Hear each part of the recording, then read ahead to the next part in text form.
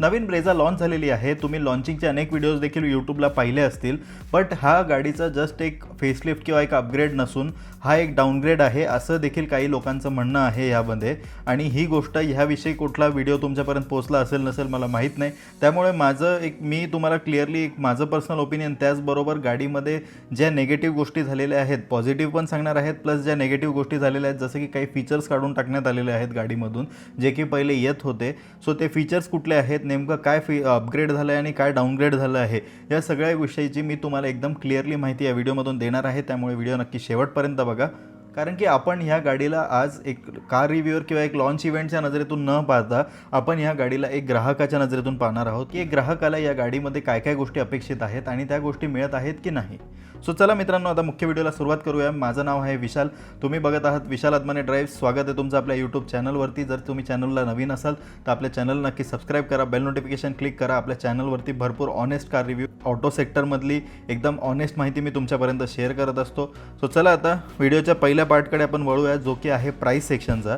आता जर आपण बघितलं ना तर गाडीमध्ये ज्यावेळेला गाडी लॉन्च करण्यात आली तर त्यावेळेला कंपनीने या ठिकाणी सांगितलं की गाडीची प्राईस जी स्टार्टिंग प्राईस आहे बेस मॉडेलची ती 7,40,000 आहे, म्हणजे 7,39,999, म्हणजे जसं की त्यांनी सांगितलं। बट आपण डायरेक्ट पकडलं तर 7,40,000 रुपये ही त्यांची बेस मॉडेलची प्राईस या ठिकाणी ठेवलेली आहे। आणि अनेक व्हिडिओज या गाडीवर बनले की 7,40,000पासून ब्रेझा ही आहे अवेलेबल।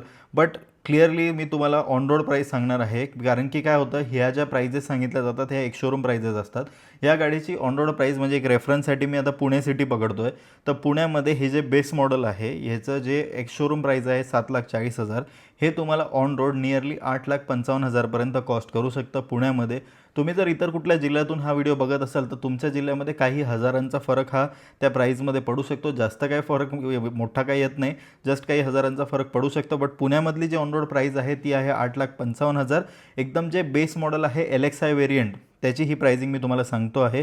आणि जर याच्यानंतर आता VXI आहे, त्याच्यानंतर ZXI आहे, त्याच्यानंतर ZXI प्लस जे टॉप एंड व्हेरियंट आहे हे सुद्धा अवेलेबल आहे। सो याच्यामध्ये जी प्राइसिंग आहे म्हणजे एक टॉप मॉडेलची, आता जसं बेस मॉडेलची ऑन रोड प्राईस मी तुम्हाला सांगितली तर तशी टॉप मॉडेलची ऑन रोड प्राईस पुण्यामध्ये जवळपास 14.5 लाख रुपयापर्यंत ही गाडी तुम्हाला कॉस्ट करू शकते। एक महत्त्वाची गोष्ट मी तुम्हाला ऑन रोड प्राईस याच्यामुळे सांगत आहे कारण की पहिल्या काही व्हिडिओजमधून आणि इवन काही मला DM-सुद्धा असे आलेले होते की म्हणजे दादा तुम्ही ॲव्हरेज म्हणजे जशी एक शोरूम प्राईस सांगितली जाते बऱ्याच ठिकाणी तसं न सांगता तुम्ही ऑन रोड प्राईस आमच्यासोबत शेअर करत जा। बिकॉज काय होतं की एक जो बायर असतो तो एक बजेट घेऊन शोरूमला जात असतो। आता सेकंड पार्टकडे येऊयात आपण व्हिडिओच्या, जो की आहे एक्सटिरियरमध्ये काय बदल करण्यात आलेले आहे। जसं की आपण लॉन्च इव्हेंटमध्ये पाहिलंच या गाडीला फ्रंटमध्ये फार काही नोटिसेबल चेंजेस नाही आहे, बट चेंजेस झालेले आहेत ते म्हणजे आहे एक तर फ्रंट बंपरचं डिझाईन काही प्रमाणात चेंज करण्यात आलेलं आहे। त्याच्यानंतर जी समोरची ग्रिल आहे जिथे सुझुकीचा लोगो असतो त्या ग्रिलमध्ये चेंजेस करण्यात आलेले आहे। आणि हेडलॅम्प्स पण सेम आहेत आणि फॉगलॅम्पची जी हाऊसिंग आहे ती थोडीशी जशी विक्टोरियसमध्ये येते त्या टाईपची देण्यात आलेली आहे। आणि साईडनी जर बघितलं आपण साईड प्रोफाईलमध्ये तर तिथे काही फार काही बदल आपल्याला वाटत नाही, जस्ट खाली एक जी क्लॅडिंग आहे त्याच्यामध्ये थोडेफार चेंजेस करण्यात आलेले आहे। रिअर साईडला सुद्धा आल्यावर फार काही मेजर बदल नाही आहे, एकदम नॉर्मल मायनर एकदम खाली चेंजेस आहेत। जर तुम्ही VXI किंवा LXI व्हेरियंट घेतात तर त्याच्यामध्ये तर काही चेंजेस तुम्हाला वाटणार नाही। आता जसे आपण एक्सटिरियरचे तर चेंजेस बघितले, बट या गाडीमध्ये एक तर जेव्हापासून ही गाडी लॉन्च झाली ना तर म्हणजे लिटरली इंटरनेटवर आणि अनेक कार रिव्ह्यूअर्समध्ये बायर्समध्ये एक गोष्ट म्हणजे दोन गट पडल्यासारखे झालेले आहेत। काही जणांचं म्हणणं आहे की ही नवीन जी ब्रेझा आलेली आहे हे चांगलं प्रॉडक्ट आहे, बेस्ट प्रॉडक्ट आहे, बट त्याच ठिकाणी काही लोक जे आहे मोर दॅन 50% लोकांचं असं म्हणणं आहे की हे फेसलिफ्ट नसून हे एक डाऊनग्रेडेड गाडी आहे, याच्यामधून खूप सारे फीचर्स रिमूव्ह करण्यात आलेले आहे, जे की चांगली गोष्ट नाही आहे। म्हणजे बायरला पहिले हे फीचर्स त्या स्पेसिफिक व्हेरियंटमध्ये भेटत होते ते आता भेटणार नाही आहे। सो याच्यामुळे ह्या दोन गोष्टीमध्ये या गोष्टी डिवाईड झालेल्या आहेत। आता त्या नेमके फीचर्स कोणते आहेत, कुठल्या गोष्टी कमी झालेल्या आहेत, ॲड ऑन झालेल्या आहे, काही फीचर्स सफल झालेले आहेत, त्याच्याविषयीची पूर्ण माहिती आपण पुढे बघणार आहोत। आता या व्हिडिओच्या सगळ्यात महत्त्वाच्या पार्टकडे जसं की आपण आलेलो आहोत, जो की आहे इंजिनचा। इंजिनमध्ये गाडीमध्ये काही बदल झालेले आहेत, म्हणजे जर खरं जर बघितलं ना आपण तर गाडी जी अपग्रेड झाली आहे तर तो प्रॅक्टिकल चेंज हा इंजिनमध्ये झालेला आहे। गाडीमध्ये जसं की पहिलेसुद्धा अवेलेबल होतं तेच 1.5 लिटरचं नॅचरली ॲस्पिरेटेड K सिरीजचं पेट्रोल इंजिन या ठिकाणी अवेलेबल आहे आपल्यासाठी। आणि या गाडीमध्ये एक नवीन इंजिन इंट्रोड्यूस करण्यात आलेलं आहे जे की 1 लिटरचं booster jet turbo petrol engine. आता म्हणजे पहिले काय होतं 1.5 लिटरचं जे नॅचरली ॲस्पिरेटेड इंजिन आहे हे थोडंसं म्हणजे एक शांत ड्रायव्हिंग नॉर्मल परफॉर्मन्ससाठी होतं, बट हे जे टर्बो पेट्रोल इंजिन आहे याच्यामध्ये तुम्हाला एक चांगला परफॉर्मन्स मिळू शकतो. आता या इंजिनविषयीची आपण डिटेल माहिती जाणून घेऊया. याच्यामध्ये नेमकं तुम्हाला किती पॉवर किती टॉर्क भेटतो दोन्ही इंजिनची मी तुम्हाला क्लिअरली माहिती सांगतो. सगळ्यात पहिले तर आपण बघूयात 1.5 लिटरचं नॅचरली ॲस्पिरेटेड जे पेट्रोल इंजिन आहे हे याची जी पॉवर आहे हे 103 PS ची पॉवर प्रोड्यूस करतो. त्याचबरोबर 139 न्यूटन मीटरचा टॉर्क हे इंजिन प्रोड्यूस करतो. आणि जर आपण बघितलं ना तर ह्या इंजिन म्हणजे पहिल्याच्या ब्रेझामध्ये सुद्धा हे आपल्याला बघायला मिळत होतं आणि आतासुद्धा हे अवेलेबल आहेच. आणि हे जे इंजिन आहे ना हे स्पेसिफिकली नोन आहे त्याच्या रिफाईनमेंटसाठी आणि त्याचबरोबर रिलायबिलिटीसाठी. सो तीच गोष्ट पुढे कंटिन्यू झालेली आहे. हेच इंजिन आतासुद्धा या गाडीमध्ये अवेलेबल आहे आणि सिटी ड्रायव्हिंग असो किंवा लाँग ड्राईव्ह असो हा इंजिन आरामात काम करतो. तुम्हाला कसलंही टेन्शन या इंजिनच्या बाबतीत वाटत नाही. या इंजिनमध्ये तुम्हाला मायलेज देखील चांगला भेटतो. सो तो एक ह्या इंजिनचा एक चांगला पार्ट आहे. आता जे दुसरं गोष्ट आहे या म्हणजे एक दुसरं जे इंजिन इंट्रोड्यूस करण्यात आलेलं आहे ते आहे टर्बो पेट्रोल इंजिन. आता जे पेट्रोल इंजिन इंट्रोड्यूस करण्यात आलेलं आहे हे booster jet turbo petrol engine आहे. याच्यामध्ये तुम्हाला 110 PS ची पॉवर आणि 170 न्यूटन मीटरचा टॉर्क या ठिकाणी भेटणार आहे. आणि जर खरं सांगायचं झालं ना तर हे इंजिन खास त्या लोकांसाठी आहे ज्यांना हायवे परफॉर्मन्स जास्त महत्त्वाचा वाटतो. ओव्हरटेकिंग असो, क्विक एक्सेलरेशन आणि ड्रायव्हिंग एन्जॉयमेंट या तिन्ही बाबतीत हे इंजिन नॅचरली ॲस्पिरेटेड इंजिनपेक्षा जास्त मजा देऊ शकतं. आणि एक गोष्ट फक्त या इंजिनची निगेटिव्ह आहे ती म्हणजे ह्या इंजिनमध्ये तुम्हाला मायलेजच्या बाबतीत कॉम्प्रोमाइज निश्चितपणे करावं लागेल.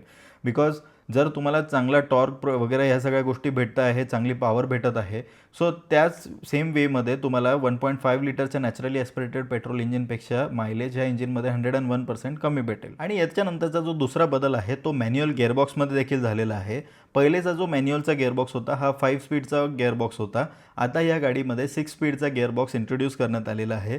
पहिलेचं जर तुम्ही एक ब्रेझाच्या कुठल्याही ओनरला जर विचारलं ना तर त्यांच्याकडनं हा एक म्हणजे बेसिकली हा एक फीडबॅकच येत होता. कंपनीला सुद्धा फीडबॅक गेलेला आहे की ज्यावेळेला गाडी 5th गिअरमध्ये असायची तर त्यावेळेला इंजिन खूप जास्त रेव्ह करायचं आणि त्या ठिकाणी ना म्हणजे जी गाडीची पॉवर वगैरे होती जेवढी गाडी पळत होती सो त्या ठिकाणी एक गरज वाटत होती एक एक्स्ट्रा गिअरची आणि कंपनीने तीच गरज ओळखून या गाडीमध्ये 6 स्पीडचा मॅन्युअल गिअरबॉक्ससुद्धा इंट्रोड्यूस केलेला आहे.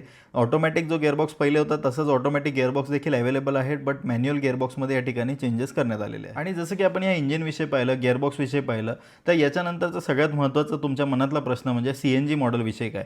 तर गाडीमध्ये जसं की मी पहिल्या व्हिडिओमध्ये देखील सांगितलं होतं, तुम्हाला फोटोज देखील दाखवले होते, त्याच पद्धतीने या गाडीमध्ये आता अंडर बॉडी CNG इंट्रोड्यूस झालेलं आहे. गाडीमध्ये जे पहिलेच्या गाडीमध्ये जे बूटमध्ये CNG होतं सो त्याच्यामुळे जो लगेजच्या बाबतीत तुम्हाला एक कॉम्प्रोमाइज करावा लागत होता तो आता करावा लागणार नाही आहे. हे खूप म्हणजे चांगला अपग्रेड आहे आणि ह्या फेसलिफ्टमध्ये हे सगळ्यात बेस्ट डिसिजन आहे कंपनीचं अंडर बॉडी CNG देण्याचं. याच्यामुळे जर तुम्ही आता ह्या गाडीला घेऊन लाँग हायवे ट्रिप्स जरी करणार असाल तर तुम्ही आरामात तुमचं सामान या ठिकाणी मागे ठेवू शकता. फक्त एक कॉम्प्रोमाइज तुम्हाला या ठिकाणी करावं लागेल, तो म्हणजे तुम्हाला ह्या गाडीमध्ये स्पेअर व्हील मिळणार नाही आहे. त्याच ठिकाणी तुम्हाला एक टायरची पंचर किट एक तुम्हाला भेटेल, त्याच्यामध्ये टायर इन्फ्लेटर आणि एक तो लिक्विड असतो. या सगळ्या गोष्टी तुम्हाला त्या ठिकाणी भेटेल प्रत्येक गाडीमध्ये. फक्त जे स्पेअर व्हील पहिले भेटत होतं ते आता भेटणार नाही. आता एक दुसरा महत्त्वाचा प्रश्न जो की आहे कुठलं इंजिन तुम्ही प्रेफर केलं पाहिजे. जसं की गाडीमध्ये आता 2 इंजिन ऑप्शन्स इंट्रोड्यूस झालेले आहे. तर माझ्या मते तरी याच्यामध्ये जर का समजा तुमचा सिटी यूज जास्त असेल आणि तुम्हाला जास्त स्पीड किंवा जास्त गाडी पळवायची जर इच्छा नसेल आणि जर तुम्हाला गाडीतून चांगला मायलेज हवा असेल तर त्या ठिकाणी तुम्ही निश्चितपणे 1.5 लिटरचं जे नॅचरली ॲस्पिरेटेड पेट्रोल इंजिन आहे तेच प्रेफर केलं पाहिजे.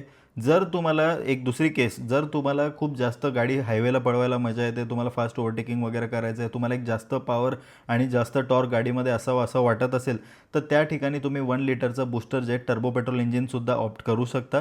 बट हे तुम्ही सेकंड प्रेफरन्सला ठेवावं. आणि जर का समजा तुमचं मंथली रनिंग खूप जास्त असेल तर एक निश्चितपणे मी एक तुम्हाला रिकमेंड करेल की तुम्ही CNG व्हेरियंटसुद्धा प्रेफर करू शकता. गाडीमध्ये आता जे CNGची अंडरबॉडी किट आलेली आहे यामुळे गाडी खरंच खूप प्रॅक्टिकल झालेली आहे. आता आपण गाडीच्या फीचर्सकडे येऊयात, म्हणजे नेमकं गाडीमध्ये काय गोष्टी ॲड झालेल्या आहेत आणि कुठल्या गोष्टी काढून टाकण्यात आलेल्या आहेत. सगळ्यात पहिली गोष्ट तर गाडीमध्ये अंडरबॉडी CNG आलं, त्याच्यानंतर 6 स्पीडचा गिअरबॉक्स आला, नवीन इंजिनचा ऑप्शन इंट्रोड्यूस करण्यात आलेला आहे. त्याचबरोबर काही टॉप एंड व्हेरियंटमध्ये तुम्हाला व्हेंटिलेटेड सीट मिळणार आहेत, एक मोठा इन्फोटेनमेंट सिस्टम मिळणार आहे आणि इवन ॲलेक्साची कनेक्टिव्हिटीसुद्धा तुम्हाला टॉप एंड व्हेरियंटमध्ये भेटू शकते. त्याच्यानंतर तुम्हाला 2 नवीन कलरसुद्धा या गाडीमध्ये इंट्रोड्यूस करण्यात आलेला आहे. एक जो कलर आहे तो बेज कलर आहे आणि दुसरा जो आहे तो ऑरेंज कलर या ठिकाणी इंट्रोड्यूस करण्यात आलेला आहे. आता सगळ्यात महत्त्वाची गोष्ट म्हणजे या गाडीमधून कुठले फीचर्स हे काढून टाकण्यात आलेले आहेत. आता काही व्हेरियंट्समध्ये इलेक्ट्रॉनिक फोल्डिंग ORVMs ह्याचं फीचर जे होतं हे काढून टाकण्यात आलेलं आहे. त्याच्यानंतर काही व्हेरियंट्समधून रिअर वायपरचं फीचर काढून टाकण्यात आलेलं आहे. म्हणजे असं नाही, मी बेस मॉडेलचं नाही म्हणत आहे. जे ZXi मॉडेल होतं पहिले, तर ZXi मॉडेलमध्ये पहिले रिअर वायपरसुद्धा अवेलेबल होतं. हे फीचर देखील काढून टाकण्यात आलेलं आहे. त्याच्यानंतर काही व्हेरियंट्समध्ये जिथे क्रूज कंट्रोल पहिले अवेलेबल होतं, ते क्रूज कंट्रोल देखील काढून टाकण्यात आलेलं आहे. आता एक्झॅक्टली कुठल्या व्हेरियंटमधून कुठलं फीचर काढलेलं आहे आणि कुठल्या व्हेरियंटमध्ये कुठलं फीचर घातलेलं आहे, याविषयीचं जर तुम्हाला डिटेल माहिती हवी असेल तर तसं तुम्ही मला कमेंटमध्ये नक्की कळवा. तुम्हाला एक्झॅक्ट मी व्हेरियंट वाईजसुद्धा माहिती क्लिअरली तिथे देईल. आणि त्याचबरोबर जर तुम्ही ब्रेझा घ्यायचा विचार करत असाल तर गाडी नुसतं तुम्ही फेसलिफ्ट झालेली आहे किंवा अपग्रेड झालेली आहे आणि जे पेट्रोल इंजिनचे जे ऑप्शन आहे याच्यावरती न सिलेक्ट करता तुम्ही प्रत्येक व्हेरियंटचे फीचरसुद्धा चेक करा. बिकॉज पहिले तुम्हाला त्या व्हेरियंटमध्ये ते काही पर्टिक्युलर फीचर्स हे भेटत होते, आता ते भेटत नाही आहे. सो गाडी बुक करताना तुम्ही निश्चितपणे प्रत्येक त्यांच्या ब्रोशरवरती दिलेलंच असतं, तिथे प्रत्येक व्हेरियंटचं प्रत्येक फीचर्स तुम्ही हे चेक करणं गरजेचं आहे. हे माझं एक तुम्हाला पर्सनल रिकमेंडेशन राहील. आता आपण फायनल वर्डिककडे येऊया. सगळ्यात पहिली गोष्ट, जर म्हणजे मला जर विचारलं की ही गाडी खरंच एक फेसलिफ्ट किंवा एक अपग्रेडेड मॉडेल आहे का, तर माझं उत्तर एकच असेल की हो, ही गाडी अपग्रेडेड आहे, बट पूर्णपणे नाही. गाडीमध्ये अपग्रेड जे झालेलं आहे ते तर मी तुम्हाला एक्सप्लेन केलंच, जसं की अंडरबॉडी CNG, त्याच्यानंतर 6 स्पीडचा गिअरबॉक्स, नवीन इंजिन आणि टॉप एंड व्हेरियंटमध्ये नवीन इन्फोटेनमेंट सिस्टम, ॲलेक्साची कनेक्टिव्हिटी, या गोष्टी जरी इंट्रोड्यूस झालेल्या असल्या, पण सगळ्यात निराशजनक गोष्ट हीच आहे की काही फीचर्स काही व्हेरियंट्समधून काढून टाकण्यात आलेले आहे. मी तर एक टाईम म्हणतो ना, तुम्ही काही फीचर्स ठीक आहे भले काढणं, बट क्रूज कंट्रोलसारखे फीचर्स देखील काढणं हे खरंच चुकीची गोष्ट मला या ठिकाणी या गाडीमध्ये नोटीस झालेली आहे. बाकी ओव्हरऑल ब्रेझा ही खूप चांगली गाडी आहे, त्या बाबतीत नो डाऊट. जर तुम्हाला लाँग लाईफ रिलायबिलिटी आणि एक लाँग लाईफ चांगली चालणारी गाडी जर हवी असेल तर निश्चितपणे तुम्ही ब्रेझा बघू शकता. फक्त माझं जे रिकमेंडेशन आहे तुम्हाला ते नक्की तुम्ही फॉलो करा, की तुम्ही फक्त प्रत्येक म्हणजे जे तुम्ही व्हेरियंट सिलेक्ट करत आहात ते सिलेक्ट करताना त्याची फीचर लिस्ट एकदा नक्की चेक करा. आणि मला तुमचं देखील मत याविषयीचं जाणून घ्यायचं आहे की तुम्हाला ह्या नवीन ब्रेझाविषयी काय वाटतं.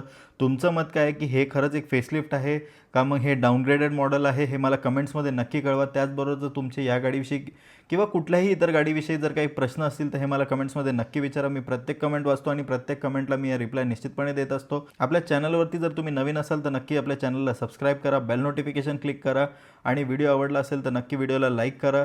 तुमचे जर काहीही प्रश्न असतील मला कमेंट्समध्ये नक्की विचारा. अजून आपल्या चॅनलवरती भरपूर कार कंटेंट येणार आहे, ज्याच्यामध्ये आपण ऑनेस्टली ऑटो सेक्टरमधली पूर्ण माहिती, त्याचबरोबर ओनरशिप रिव्ह्यू आणि ट्रॅव्हल ब्लॉग्स हे तुमच्यासोबत शेअर करणार आहोत. आणि तुमचा सपोर्ट आम्हाला असणं हे खूप गरजेचं आहे. व्हिडिओ पूर्ण बघितल्याबद्दल खूप खूप धन्यवाद. Thank you so much.